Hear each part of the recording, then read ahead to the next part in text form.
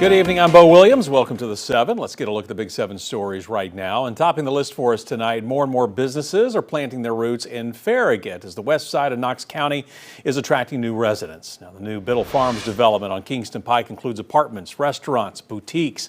The space used to be home to Kroger, which relocated across the street.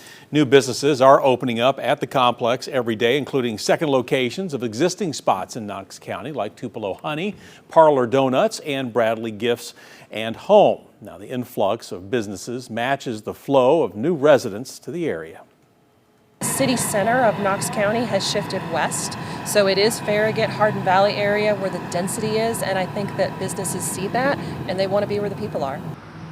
Turkey Creek and the western end of Kingston Pike are also home to a variety of new storefronts.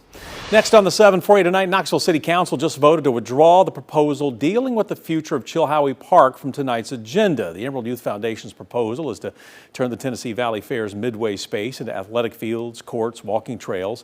The proposal was revised last week. The changes come with tighter protections on how the land can be used, also doubling Emerald Youth's required use of the land from 20 years to 40. Now, we're going to be bringing you more on the future of Chilhowee Park tonight at 11 o'clock. Also, look for this story and any updates on our website at wate.com. Next on the 7, yesterday we told you the Knoxville Police Department announced a former West High School teacher who was charged with rape had now been indicted on sexual battery charges.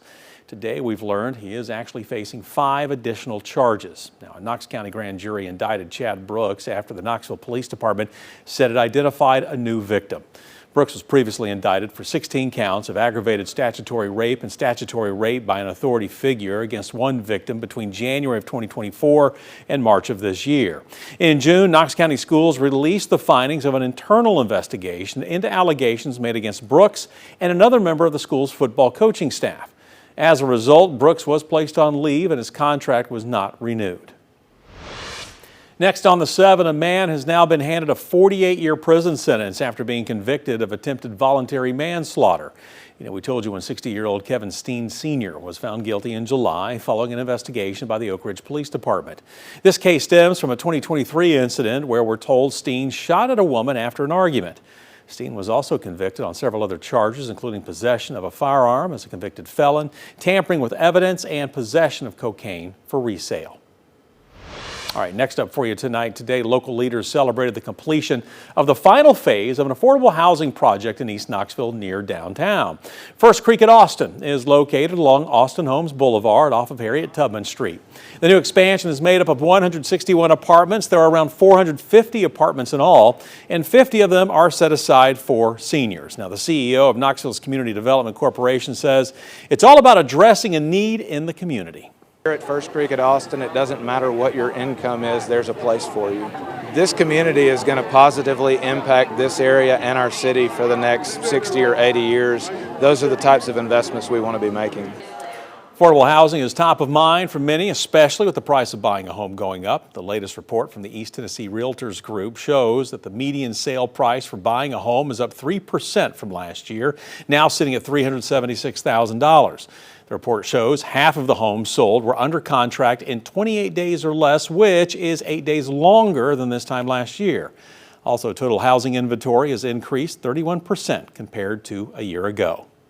UT-Battelle has agreed to pay $2.8 million to employees as part of a settlement to a lawsuit over COVID-19 vaccine requirements. UT-Battelle is managing contractor of Oak Ridge National Lab. The U.S. Equal Employment Opportunity Commission says an investigation found reasonable cause to believe that the contractor had discriminated against ORNL employees by denying them religious accommodations from the COVID-19 vaccine mandates. Now, previously, some employees had requested accommodations to the vaccine mandate. However, a lawsuit stated UT-Battelle put unvaccinated employees on indefinite unpaid leave. We're told UT-Battelle will provide back pay and compensatory damages to those affected. It will also train its human resources personnel on religious accommodation requests.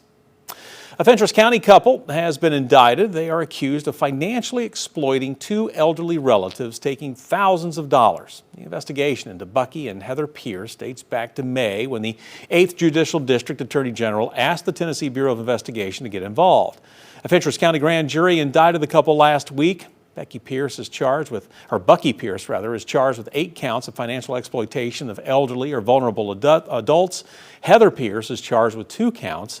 Now, they were taken into custody yesterday. Bucky Pierce's bond is set at $300,000. Heather Pierce's is set at $150,000.